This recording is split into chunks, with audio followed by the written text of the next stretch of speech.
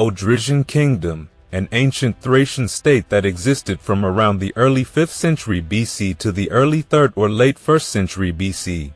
It covered what is now Bulgaria, parts of Romania, Greece, and Turkey. This kingdom wasn't just one unified group, but rather a mix of different tribes dominated by the Odrysians, making it one of the first major political powers in the Eastern Balkans. The kingdom was founded by King Thrace I, who saw a great opportunity after the Persians failed to conquer Greece in 480 to 479 BC. Thrace, along with his son Sitalces, expanded the kingdom and made it one of the most powerful states of that time. In fact, they even formed alliances with Athens and joined in the Peloponnesian War on their side. But by 400 BC, the kingdom started to weaken, although a ruler named Seuthes I did manage to bring it back to life briefly before his assassination in 360 BC. After Seuthes, the Odrysian Kingdom began to break apart. The southern and central parts of Thrace were split between 3 Odrysian kings, while the northeast fell under the control of the kingdom of the Gedi. Eventually, Philip II of Macedon conquered the weakened Odrysian kingdoms in 340 BC. However, around 330 BC, Seuthes III revived a smaller version of the Odrysian state, even founding a new capital called Seuthopolis, which lasted until the early 3rd century BC. From then on, the kingdom's presence became much less significant. By the late 1st century BC, its heartland had been taken over by the Sapaean kingdom, and eventually the region became part of the Roman province of Thracia in 45 to 46 AD. And now, let's talk about Sitalces, the successor of Thrace. Now, Thrace, who supposedly lived an impressive 92 years, had passed away just as the war kicked off in 431 BC. His son, Sitalces, steps into the spotlight here, and his reign is something we know about thanks to the historian Thucydides. Before the war, Sitalces had already shown his power by launching campaigns against the Paeonians in the west, bringing several tribes along the upper Strymon River under his control. By now, his influence stretched far and wide, covering much of what we now call Bulgaria, parts of Greek and Turkish Thrace, and even southeastern Romania. His power extended from the Strymon and Iskra rivers all the way to the Black Sea and the Danube River in the north. According to Thucydides, the Odrysian state was a pretty big deal back then. In fact, it was one of the most powerful and prosperous nations in Europe, between the Ionian Sea and the Black Sea. This wasn't a small kingdom, they were serious players. Now, in the south, Thrace's coastal areas were under Athens' control, making them neighbors with the Odrysians.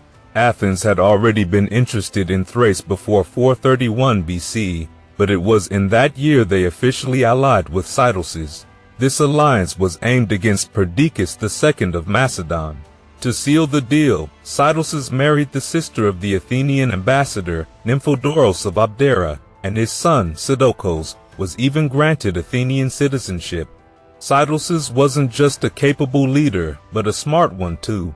In 428 BC, he demonstrated his loyalty to Athens by arresting a Spartan delegation trying to sway him to their side, handing them over to Athens.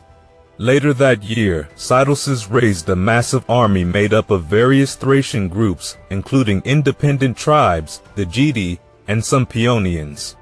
They set out to fight Macedon and rebels in the Chalcidice Peninsula. However, things didn't go as planned. While Sitalces managed to take control of some Thracian tribes along the Strymon, his campaign in Macedon didn't succeed. His enemies simply hid behind their walls, and the Odrysian army lacked the ability to break through. On top of that, winter was closing in, supplies were running low, and the promised Athenian reinforcements never showed up. After failed negotiations with Perdiccas II, Sitalces had no choice but to retreat after 30 days. Sitalces was later killed during a campaign against the Tribali, a powerful tribe north of the Haemus Mountains. His nephew, Seuthes I, took over in 424 BC. Interestingly, during Seuthes' reign, the Odrysians stayed out of the ongoing fight between Athens and Sparta over Thrace. Meanwhile, Athens heavily relied on Thracian mercenaries known as peltasts, who were highly effective light infantry fighters. Eventually, Athens lost the Peloponnesian War, and their influence over the northern Aegean dwindled. Seuthes I was succeeded by Amadocus I around 410 or 405 BC. But by then, cracks were beginning to show in the Odrysian Kingdom. Power was splitting between two rulers, Amadocus I and Seuthes II. Although Diodorus Siculus referred to both of them as kings of the Thracians, Seuthes II still recognized Amadocus as his superior, and the downfall of the Odrysian Kingdom really kicked into gear after the death of Seuthes I. It couldn't have come at a worse time, with Philip II of Macedon now rising to power. Seuthes' death sparked a division within the Odrysian state, as his once powerful kingdom was split between three rulers: Seuthopolis, who held the eastern part, Amadocus II in central Thrace, and Bisanthē in the west. Each had their own ambitions, but they just couldn't come together. Seuthopolis was the most aggressive of the three, trying to continue his father's battles, particularly with Athens, and working to reunify the kingdom. However, his efforts met stiff resistance from Amadocus II and Bisanthē, who had Athens backing them.